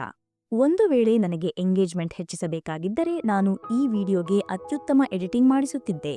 ನಾನು ಈ ವಿಡಿಯೋವನ್ನು ಸ್ವಲ್ಪ ನಿಧಾನಗತಿಯಲ್ಲಿ ಮತ್ತು ಗಾಂಭೀರ್ಯದ ಭಾವನೆಯಿಂದಲೇ ಇಡಲು ಬಯಸಿದ್ದೆ. ಒಂದು ವೇಳೆ ಜನ ನೋಡುತ್ತಾರೋ ಇಲ್ಲವೋ ಪರವಾಗಿಲ್ಲ, ನಾನು ಹೇಳಬೇಕಾದ್ದನ್ನು ಹೇಳಿಬಿಟ್ಟಿದ್ದೇನೆ. ಒಂದು ವೇಳೆ ನಿಮಗೆ ವೇಗವಾದ ವಿಡಿಯೋ ಬೇಕಿದ್ದರೆ ನನ್ನ ಮನಿ ಲವ್ ಸ್ಪೀಚ್ ಅನ್ನು ನೋಡಿ. ಅದರಲ್ಲಿ ನಾನು ವೇಗವಾಗಿ ಮಾತನಾಡಿದ್ದೇನೆ, ಜೊತೆಗೆ ಉತ್ತಮ ಎಡಿಟಿಂಗ್ ಕೂಡ ಇದೆ. ಕೊನೆಯ ಈ ಅಂಶ ಏನು ಹೇಳುತ್ತದೆ? ಅಂತ್ಯವೇ ಸರ್ವಸ್ವ. ನೀವು ಹೇಗೆ ಕೊನೆಗೊಳಿಸುತ್ತೀರಿ? ಒಂದು ಚಲನಚಿತ್ರ ಅಥವಾ ಸರಣಿ ಹೇಗೆ ಕೊನೆಗೊಳ್ಳುತ್ತದೆ ಎಂಬುದು ಮುಖ್ಯ. ಅದು ಪ್ರಾರಂಭದಲ್ಲಿ ಬಹಳ ಮೋಜನ್ನು ನೀಡಿದ್ದರೂ ಅಂತ್ಯವನ್ನು ಕೆಟ್ಟದಾಗಿ ಮಾಡಿದರೆ ಏನಾಗುತ್ತದೆ? ಅದು ಗೇಮ್ ಆಫ್ ಥ್ರೋನ್ಸ್ ಸರಣಿಯಂತೆ ಆಗುತ್ತದೆ. ಪ್ರಾರಂಭದಲ್ಲಿ ಅತ್ಯುತ್ತಮವಾಗಿತ್ತು, ಆದರೆ ಕೊನೆಯಲ್ಲಿ ಕೆಟ್ಟದಾಗಿತ್ತು. ಆದ್ದರಿಂದ ಅದರ ರೇಟಿಂಗ್ಗಳು ಕುಸಿದು ಹೋದವು. ಜನರು ಚಲನಚಿತ್ರದ ಅಂತ್ಯದಿಂದ, ಅದರ ಕ್ಲೈಮ್ಯಾಕ್ಸ್ನಿಂದ ಸಂತೋಷ ಪಡುತ್ತಾರೆ. ಹೀರೋ ಎಂದರೆ ಯಾರು? ಯಾರು ಕೊನೆಯಲ್ಲಿ ಏನಾದರೂ ಅದ್ಭುತವನ್ನು ಮಾಡಿ ತೋರಿಸುತ್ತಾರೋ, ಯಾರು ಒಂದು ಉತ್ತಮ ಕ್ಲೈಮ್ಯಾಕ್ಸ್ ಅನ್ನು ಸೃಷ್ಟಿಸುತ್ತಾರೋ ಅವರೇ ನಿಜವಾದ ಹೀರೋ. ಮತ್ತು ನಿಮ್ಮ ಜೀವನವೇ ಒಂದು ಚಲನಚಿತ್ರ. ಅದರ ಬರಹಗಾರ ಯಾರು? ನೀವೇ. ನೀವು ಎಷ್ಟೇ ಮಾಯವಾಗಬಹುದು, ಎಷ್ಟು ನಾಟಕಗಳನ್ನು ಬೇಕಾದರೂ ಮಾಡಬಹುದು, ನಾನು ಹಿಂತಿರುಗುತ್ತೇನೆ, ಕಂಬ್ಯಾಕ್ ಮಾಡುತ್ತೇನೆ ಎಂದು ಹೇಳಬಹುದು. ಆದರೆ ಡಿಸೆಂಬರ್ 31 ಅಂದರೆ ವರ್ಷದ ಕೊನೆಯ ದಿನ ಏನನ್ನು ಮುಗಿಸಬೇಕು ಎಂಬುದನ್ನು ನೀವು ಇಂದೇ ಯೋಜಿಸಬೇಕು. ಏನನ್ನು ಮುಗಿಸಬೇಕು, ಎಷ್ಟು ಮುಗಿಸಬೇಕು, ಏಕೆ ಮುಗಿಸಬೇಕು, ಇದೆಲ್ಲವನ್ನೂ ನೀವು ಬರೆಯಬೇಕು. ನಿಮ್ಮ ಗುರಿಗಳನ್ನು ನಿಖರವಾಗಿ ನಮೂದಿಸಬೇಕು. ಮತ್ತು ನಿಮ್ಮ ಗುರಿಗಳನ್ನು ಬರೆಯುವುದರ ಶಕ್ತಿ ಏನೆಂದರೆ, ನೀವು ಬರೆದ ತಕ್ಷಣವೇ ಆ ಗುರಿಯ 50% ಭಾಗವನ್ನು ಸಾಧಿಸಿದಂತೆ ಆಗುತ್ತದೆ. ಬಲ್ಬೋವಾ ಎಂಬ ಐತಿಹಾಸಿಕ ವ್ಯಕ್ತಿಯ ಕಥೆ ಕೇಳಿದ್ದೀರಾ? ಅವರು ತಮ್ಮ ಇಡೀ ಜೀವನವನ್ನೇ ಇದಕ್ಕಾಗಿ ಮುಡಿಪಾಗಿಟ್ಟರು. ಅವರು ಪೆಸಿಫಿಕ್ ದ್ವೀಪವನ್ನು ಕಂಡ ಮೊತ್ತಮೊದಲ ವ್ಯಕ್ತಿ. ಅವರು ಒಂದು ಹೊಸ ಸ್ಥಳವನ್ನು ಕಂಡುಹಿಡಿದರು, ಎಲ್ ಡೊರಾಡೋ. ಅಲ್ಲಿ ಅಪಾರವಾದ ಚಿನ್ನವಿತ್ತು. ಕೊನೆಗೂ ಹೀರೋನ ಜೀವನದಲ್ಲಿ ಸಂತೋಷ ಬರಲಿದೆ ಎಂದು ಅನಿಸಿತ್ತು. ಒಂದು ಉತ್ತಮ ಕ್ಲೈಮ್ಯಾಕ್ಸ್ ಸಿದ್ಧವಾಗುತ್ತಿತ್ತು. ಆದರೆ ಅಲ್ಲಿನ ರಾಜನಿಗೆ ಈ ವಿಷಯ ತಿಳಿದುಬಂದಿತು ಮತ್ತು ರಾಜನು ಬಲ್ಬೋವಾನನ್ನು ಕೊಲ್ಲಿಸಿಬಿಟ್ಟನು. ಏಕೆ ಹೀಗಾಯಿತು? ಏಕೆಂದರೆ ಬಲ್ಬೋವಾ ಕೇವಲ ಗುರಿಯನ್ನು ನಿಗದಿಪಡಿಸಿದ್ದರು ಮತ್ತು ಅದನ್ನು ಸಾಧಿಸಲು ಪ್ರಾರಂಭಿಸಿದ್ದರು. ಅವರು ಅಂತ್ಯವನ್ನು ಯೋಜಿಸಲಿಲ್ಲ. ಆ ರಹಸ್ಯವು ಸಿಕ್ಕ ನಂತರ ಏನು ಮಾಡಬೇಕು, ಹೇಗೆ ಎಲ್ಲವನ್ನೂ ಮುಗಿಸಬೇಕು ಎಂಬುದನ್ನು ಅವರು ಯೋಜಿಸಲಿಲ್ಲ. ಆ ಯೋಜನೆಯೇ ನಿಜವಾದ ಯಶಸ್ಸು. ಮಾಯವಾಗುವವರು ಅಂದರೆ ಜಗತ್ತಿನಿಂದ ಐಸೋಲೇಟ್ ಆಗುವವರು ಇಂದು ಸಾಮಾನ್ಯರಾಗಿದ್ದಾರೆ. ಈಗ ಇದು ಒಂದು ಕಾಮನ್ ಟ್ರೆಂಡ್ ಆಗಿದೆ. ಆದರೆ ಎಷ್ಟು ಜನರು ಹಿಂತಿರುಗುತ್ತಾರೆ? ಎಷ್ಟು ಪ್ರತಿಶತ ಜನರು ಜಗತ್ತನ್ನು ಆಶ್ಚರ್ಯಗೊಳಿಸುತ್ತಾರೆ? ಎಷ್ಟು ಪ್ರತಿಶತ ಜನರು ಹೌದು, ನಾನು ಕಮ್ಬ್ಯಾಕ್ ಮಾಡಿದ್ದೇನೆ ಎಂದು ಹೆಮ್ಮೆಯಿಂದ ಹೇಳುತ್ತಾರೆ? ಪ್ರೆಸ್ಟೀಜ್ನ ರಹಸ್ಯ, the secret of the Prestige. ಒಬ್ಬ ಮಾಂತ್ರಿಕನು ಮ್ಯಾಜಿಷಿಯನ್ ಪಕ್ಷಿಯನ್ನು ಮಾಯ ಮಾಡಿದಾಗ ಜನ ಚಪ್ಪಾಳೆ ತಟ್ಟುವುದಿಲ್ಲ. ಬದಲಾಗಿ ಆ ಪಕ್ಷಿಯನ್ನು ಮತ್ತೆ ಹಿಂದಿರುಗಿಸಿದಾಗ ಮಾತ್ರ ಚಪ್ಪಾಳೆ ತಟ್ಟುತ್ತಾರೆ. ಮಾಂತ್ರಿಕನು ಮಾಯವಾದಾಗ ಮ್ಯಾಜಿಕ್ ಹಾಲ್ನಲ್ಲಿ ಅತ್ಯಂತ ಶಾಂತಿಯು ನೆಲೆಸಿರುತ್ತದೆ. ಆದರೆ ಅವನು ಮತ್ತೊಂದು ಸ್ಥಳದಲ್ಲಿ ಮತ್ತೆ ಕಾಣಿಸಿಕೊಂಡಾಗ ಮಾತ್ರ ಅತ್ಯಂತ ಜೋರಾಗಿ ಚಪ್ಪಾಳೆಗಳು ಮೊಳಗುತ್ತವೆ. ಇದುವೇ ಜಾದೂವಿನ ಒಂದು ಭಾಗ. ಆದರೆ ಎರಡನೇ ಭಾಗವನ್ನು ಆಲಿಸಿ. ಜನರು ಏಕೆ ಕಮ್ಬ್ಯಾಕ್ ಮಾಡಲು ಹೋಗುತ್ತಾರೆ ಆದರೆ ಹಿಂದಿರುಗಿ ಬರುವುದಿಲ್ಲ? ಏಕೆಂದರೆ ನಿಮಗೆ ಜಾದೂ, ಮ್ಯಾಜಿಕ್ ಇಷ್ಟವಾಗುತ್ತದೆ. ಏಕೆಂದರೆ ಆ ಜಾದೂ ಹೇಗೆ ಆಯಿತು ಎಂಬ ಸತ್ಯವನ್ನು ನೀವು ತಿಳಿಯಲು ಬಯಸುವುದಿಲ್ಲ. ನೀವು ಕೇವಲ ಮೂರ್ಖರಾಗಿಯೇ ಉಳಿಯಲು ಬಯಸುತ್ತೀರಿ. ನೀವು ಜಾದೂ ಹೇಗೆ ಮಾಡುವುದೆಂದು ನನಗೆ ಕಲಿಸಿ ಎಂದು ಹೇಳುವುದಿಲ್ಲ. ಬದಲಾಗಿ ನನಗೆ ಜಾದೂ ಮಾಡಿ ತೋರಿಸಿ ಎಂದು ಹೇಳುತ್ತೀರಿ. ಮೂರ್ಖರಾಗುವುದರಲ್ಲಿ, ಕಳೆದು ಹೋಗುವುದರಲ್ಲಿ ನಿಮಗೆ ಆನಂದ ಸಿಗುತ್ತದೆ. ಜಾದೂವು ನಿಮ್ಮ ಗಮನವನ್ನು ಬೇರೆಡೆಗೆ ಸೆಳೆಯುತ್ತದೆ. ನೀವು ಭ್ರಮೆಗೊಳ್ಳುವುದರಲ್ಲಿ ಸಂತೋಷವನ್ನು ಪಡೆಯುತ್ತೀರಿ. ಈ ದಾರಿ ತಪ್ಪಿಸುವ ನಶೆಯೇ, ಈ ಡ್ರಗ್, ಈ ಭ್ರಮೆಯೇ ನೀವು ಆಲಸ್ಯದಲ್ಲಿ ಸಿಲುಕಿಕೊಳ್ಳಲು ಮುಖ್ಯ ಕಾರಣ. ಆದರೆ ಓಶೋ ಅವರ ಪ್ರಕಾರ ನಿಜವಾದ ನಶೆಯೆಂದರೆ ಜಾಗೃತಿ, ಅಂದರೆ ಹೋಶ್. ದಾರಿ ತಪ್ಪುವುದು ನಶೆಯಲ್ಲ. ಈ ಅಂಶವನ್ನು ಬರೆದಿಟ್ಟುಕೊಳ್ಳಿ. ನೀವು ಹೇಗೆ ಪ್ರಾರಂಭಿಸಿದಿರಿ ಎಂಬುದು ಮುಖ್ಯವಲ್ಲ. ನೀವು ಹೇಗೆ ಅಂತ್ಯಗೊಳಿಸುತ್ತೀರಿ ಎಂಬುದು ಸರ್ವಸ್ವ, ಅದೇ ಮುಖ್ಯ. ನೀವು ಇಂದು ಹೇಳಬಹುದು, ನಾನು ಪ್ರತಿದಿನ ಇಷ್ಟು ಗಂಟೆಗಳ ಕಾಲ ಕೆಲಸ ಮಾಡುತ್ತಿದ್ದೇನೆ. ಸರಿ, ನೀವು 16 ಗಂಟೆಗಳ ಕಾಲ ಕೆಲಸ ಮಾಡಿ. ಆದರೆ ಡಿಸೆಂಬರ್ 31ರಂದು ಈ ವರ್ಷ ಕೊನೆಗೊಂಡಾಗ ನೀವು ಏನನ್ನು ಮುಗಿಸಿದ್ದೀರಿ? ನೀವು ಯಾವ ಗುರಿಯನ್ನು ತಲುಪಿದ್ದೀರಿ? ನೀವು ಅಂತ್ಯದವರೆಗೆ ಅಂಟಿಕೊಂಡಿದ್ದೀರಾ? ಈ ಹಿಂದಿರುಗಿ ಬಂದು ಜಗತ್ತನ್ನು ಆಶ್ಚರ್ಯಗೊಳಿಸುವ ಈ ಭಾಗವನ್ನೇ ದಿ ಪ್ರೆಸ್ಟೀಜ್ ಎಂದು ಕರೆಯಲಾಗುತ್ತದೆ. ಈ ಪ್ರೆಸ್ಟೀಜ್ ಅನ್ನು ನೀವು ಜನವರಿ 1ರಂದು ಮಾಡಬೇಕು. ನೀವು ಕಮ್ಬ್ಯಾಕ್ ಮಾಡಲು ಮಾಯವಾದಾಗ ಅದು ಕೇವಲ ಪ್ಲೆಡ್ಜ್ ಅಂದರೆ ಪ್ರತಿಜ್ಞೆ. ಪ್ರತಿಜ್ಞೆಯ ಮೇಲೆ ಯಾರೂ ಚಪ್ಪಾಳೆ ತಟ್ಟುವುದಿಲ್ಲ. ಅವರು ಪ್ರೆಸ್ಟೀಜ್ ಮೇಲೆ ಅಂದರೆ ಫಲಿತಾಂಶದ ಮೇಲೆ ಚಪ್ಪಾಳೆ ತಟ್ಟುತ್ತಾರೆ. ಈ ಪ್ರತಿಜ್ಞೆ ಅಂದರೆ ಮಾಯವಾಗುವುದು ಮತ್ತು ಪ್ರೆಸ್ಟೀಜ್ ಅಂದರೆ ಹಿಂತಿರುಗಿ ಬದಲಾಗಿ ಬರುವುದು. ಇವುಗಳ ನಡುವೆ ಒಂದು ವ್ಯತ್ಯಾಸವಿದೆ. ಆ ವ್ಯತ್ಯಾಸವೇ ದಿ ಟರ್ನ್ ಆಗಿದೆ. ನೀವು ಮಾಯವಾದಿರಿ, ಪ್ರತಿಜ್ಞೆ. ನೀವು ನಿಮ್ಮ ಜೀವನವನ್ನು ಸಂಪೂರ್ಣವಾಗಿ ಬದಲಾಯಿಸಿದಿರಿ, ದಿ ಟರ್ನ್. ಮತ್ತು ನೀವು ಜಗತ್ತನ್ನು ಅಚ್ಚರಿಗೊಳಿಸಿದಿರಿ, ಪ್ರೆಸ್ಟೀಜ್. ನೀವು ನಿಮ್ಮ ಅಂತ್ಯವನ್ನು ಯೋಜಿಸದಿದ್ದರೆ ನೀವು ಪ್ರತಿ ವರ್ಷವೂ ಇಲಿಯಂತೆ ಒಂದೇ ಸ್ಥಳದಲ್ಲಿ ಸುತ್ತುತ್ತಾ ಇರುತ್ತೀರಿ. ಮತ್ತು ನೀವು ಕೊನೆಯಲ್ಲಿ ಹೇಳುತ್ತೀರಿ, ಅದೃಷ್ಟವು, ಲಕ್ ಮುಖ್ಯವಾಗುತ್ತದೆ. ಆದರೆ ನೆನಪಿಡಿ, ಈ ಬ್ರಹ್ಮಾಂಡದ ಕೆಲವು ನಿಯಮಗಳಿವೆ. ಆ ನಿಯಮಗಳನ್ನು ನೀವು ಅರ್ಥ ಮಾಡಿಕೊಂಡರೆ ನಿಮ್ಮ ಕಮ್ಬ್ಯಾಕ್ ಖಚಿತವಾಗಿದೆ, ಅದು ನೆರವೇರುತ್ತದೆ. 5ನೇ ನಿಯಮ, ಬದುಕಿನ ಭೌತಶಾಸ್ತ್ರ ಮತ್ತು manifestation. Rule 5, physics of life and manifestation. ಆದ್ದರಿಂದ 5ನೇ ಅಂಶ, ಬದುಕು ಒಂದು ಭೌತಶಾಸ್ತ್ರ, ಅಂದರೆ ಲೈಫ್ ಈಸ್ ಫಿಸಿಕ್ಸ್. ಅದು ಒಂದು ವಿಜ್ಞಾನ. ಭೌತಶಾಸ್ತ್ರವು ಸರಳವಾಗಿದೆ. ನೀವು ಈ ಸೂತ್ರವನ್ನು ಅನ್ವಯಿಸಿದರೆ ಫಲಿತಾಂಶ ಖಂಡಿತವಾಗಿ ಸಂಭವಿಸುತ್ತದೆ. ನೀವು ಇಂತಹ ನಿರ್ದಿಷ್ಟ ಕೆಲಸವನ್ನು ಮಾಡಿದರೆ ಕಾರು ತಯಾರಾಗುತ್ತದೆ ಮತ್ತು ಅದು ಓಡುತ್ತದೆ. ಯಾವುದೇ ಕಾರ್ಖಾನೆಯೂ ಈ ಬಗ್ಗೆ ಭಯಪಡುವುದಿಲ್ಲ. ಅಷ್ಟೆಲ್ಲ ಮಾಡಿ ನಾವು ಕಾರು ತಯಾರಿಸುತ್ತಿದ್ದೇವೆ, ಅದು ನಿಜವಾಗಿಯೂ ಓಡುತ್ತದೆಯೇ ಇಲ್ಲವೇ ಎಂದು ಅವರು ಹೆದರುವುದಿಲ್ಲ. ಏಕೆಂದರೆ ಅವರಿಗೆ ತಿಳಿದಿದೆ, ಇದು ಸ್ಪಷ್ಟವಾದ ವಿಷಯ. ನಿಮ್ಮ ಯಶಸ್ಸಿನ ಮೇಲಿನ ನಂಬಿಕೆಯು ನಿಮ್ಮ ಕ್ಯಾಲ್ಕುಲೇಟರ್ನಲ್ಲಿ 2 ಮತ್ತು 2 ಕೂಡಿದಾಗ 4 ಉತ್ತರ ಬಂದಷ್ಟೇ ಸ್ಪಷ್ಟವಾಗಿದ್ದರೆ, ಅದು ನಿಮಗೆ 100% ಖಚಿತವಾಗಿದ್ದರೆ, ಆಗ ಆಕರ್ಷಣೆಯ ನಿಯಮವು ಲಾ ಆಫ್ ಅಟ್ರಾಕ್ಷನ್ ನಿಮಗೆ ಸಹಾಯ ಮಾಡುತ್ತದೆ. ಕ್ವಾಂಟಮ್ ಫಿಸಿಕ್ಸ್ ಆಗಿರಲಿ ಅಥವಾ ಉಪಪ್ರಜ್ಞೆ ಮನಸ್ಸಿನ ಶಕ್ತಿಯಾಗಲಿ, ನೀವು ಅನುಮಾನ ಪಡುವವರೆಗೆ ನೀವು ಸಾಯುತ್ತಲೇ ಇರುತ್ತೀರಿ. ಅನುಮಾನವಿರುವ ಕಡೆ ಯಶಸ್ಸು ಇಲ್ಲ. 2 ಮತ್ತು 2 ಸೇರಿಸಿದರೆ 4 ಆಗುತ್ತದೆ ಎಂಬಷ್ಟು ಆತ್ಮವಿಶ್ವಾಸ, ಅಂದರೆ ಕಾನ್ಫಿಡೆನ್ಸ್, ನಿಮ್ಮ ಕ್ರಿಯೆಗಳ ಮೇಲೆ ಇರಬೇಕು. ಆಗ ನೀವು ನಿಮ್ಮ ಪ್ರತಿ ಕನಸನ್ನು ನನಸಾಗಿಸುವುದು, ಮ್ಯಾನಿಫೆಸ್ಟ್ ಮಾಡುವುದು ಸಾಧ್ಯವಾಗುತ್ತದೆ. ನಿಮಗೆ ಅನಿಸಬೇಕು, ಇದು ಬಹಳ ಸ್ಪಷ್ಟವಾದ ವಿಷಯ, ಇದು ಖಚಿತವಾಗಿ ಆಗುತ್ತದೆ ಎಂದು. ಒಬ್ಬ ರಸಾಯನಶಾಸ್ತ್ರಜ್ಞನಿಗೆ, ಅಂದರೆ ಕೆಮಿಸ್ಟ್ಗೆ, ಈ ರಾಸಾಯನಿಕಗಳನ್ನು ಮಿಶ್ರಣ ಮಾಡಿದರೆ ಈ ಫಲಿತಾಂಶ ಬರುತ್ತದೆ ಎಂದು ತಿಳಿದಿರುತ್ತದೆ. ಅಲ್ಲಿ ಯಾವುದೇ ಅದೃಷ್ಟದ ಪ್ರಶ್ನೆ ಇಲ್ಲ, ಯಾವುದೇ ಅನುಮಾನವಿಲ್ಲ.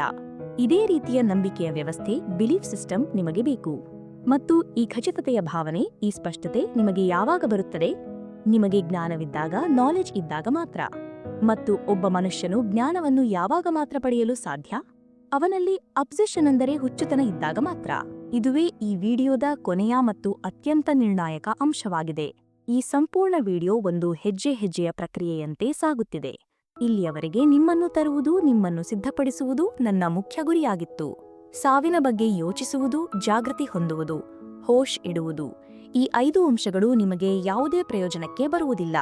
ಒಂದು ವೇಳೆ ನಿಮ್ಮಲ್ಲಿ ಅಬ್ಸೆಷನ್ ಇಲ್ಲದಿದ್ದರೆ, ಹುಚ್ಚುತನ ಇಲ್ಲದಿದ್ದರೆ, ಆ ಒಂದು ರೀತಿಯ ಫಿತೂರ್ ಇಲ್ಲದಿದ್ದರೆ. ಅಬ್ಸೆಷನ್ ಪರಿಶ್ರಮದ ನಶೆ, obsession the drug of hard work.